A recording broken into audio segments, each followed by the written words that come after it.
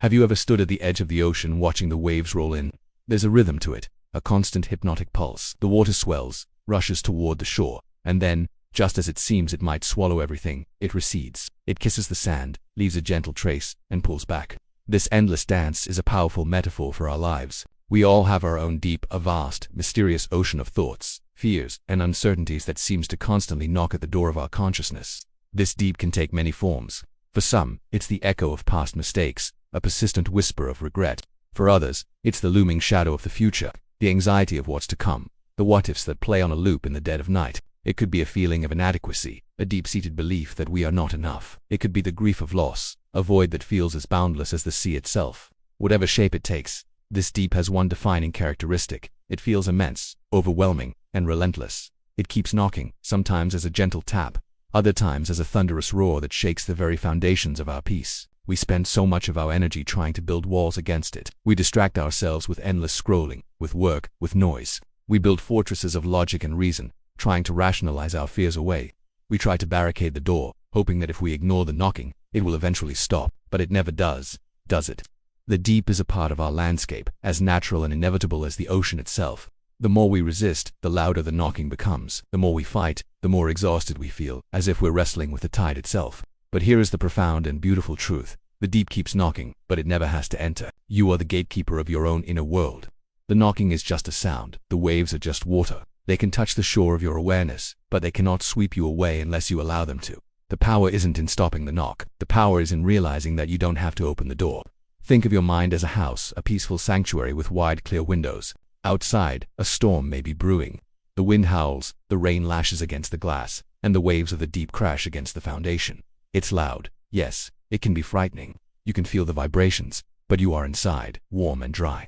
You can acknowledge the storm. You can watch it, observe its power and its fury, without letting it inside. You don't have to run out into the rain and get drenched. You can simply sit by the window, with a warm cup of something comforting, and witness it. This is the practice of mindfulness, of gentle observation without judgment. When a difficult thought or a painful feeling arises when the deep knocks, the instinct is to either fight it or get swept up in it. But there is a third option, to simply notice it, to say, there is that feeling of anxiety again, or hello, old friend, fear. You acknowledge its presence without inviting it in for tea. You see it for what it is, a transient event, a cloud passing in the sky of your mind, a wave cresting and then dissolving back into the sea. It's not about ignoring the knock. Ignoring takes effort and creates tension. It's about hearing the knock, understanding what it is, and choosing not to engage. It's a subtle but powerful shift in perspective. Instead of saying, I am anxious, you can say, I am experiencing a feeling of anxiety. This small change in language creates a space between you and the feeling. You are not the storm. You are the sky in which the storm is happening. You are not the wave. You are the ocean, vast and deep, capable of holding all waves without being defined by any single one. This space is your freedom. In this space, you can breathe. When you feel that familiar knock, that surge of panic or sadness, try this. Close your eyes. Take a slow, deep breath. Feel the air, fill your lungs, and as you exhale, imagine you are releasing the need to fight. Just be present. Notice the physical sensations in your body without labeling them as good or bad. Notice the thoughts swirling in your mind without getting caught in their stories. You are the calm observer at the center of it all. The deep often knocks loudest when we are tired, stressed, or vulnerable.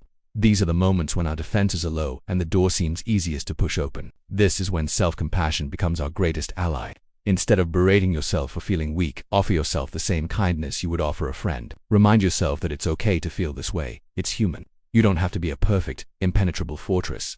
You just have to be a gentle, resilient gatekeeper. And remember, the shore is not just a place of impact. It's also a place of creation. After the waves recede, they often leave behind beautiful shells, smooth stones, and intricate patterns in the sand. In the same way, our encounters with the deep can leave us with gifts. Facing our fears can bring us courage. Navigating our sadness can deepen our capacity for empathy. Acknowledging our past can grant us wisdom. These are the treasures left on the shore after the tide is pulled back. We can't find them if we're always running from the water. We must be willing to stand at the edge, feel the spray on our face, and trust that we will not be washed away. So let the deep knock. Let the waves of life roll in. Let the thoughts, feelings, and uncertainties come. Hear them, see them, acknowledge them, and then take a breath. Feel your feet firmly on the ground. You are the house, standing strong. You are the shore, resilient and enduring. The knocking is just a reminder that you are alive, that you are connected to the vast, wild, and beautiful mystery of existence. It is a sound that proves your strength, for you hear it every day, and yet, you remain. You are the calm presence that watches the storm, knowing that it, too, shall pass. The deep keeps knocking, but you are home, and you don't have to let it in. Thank you for listening.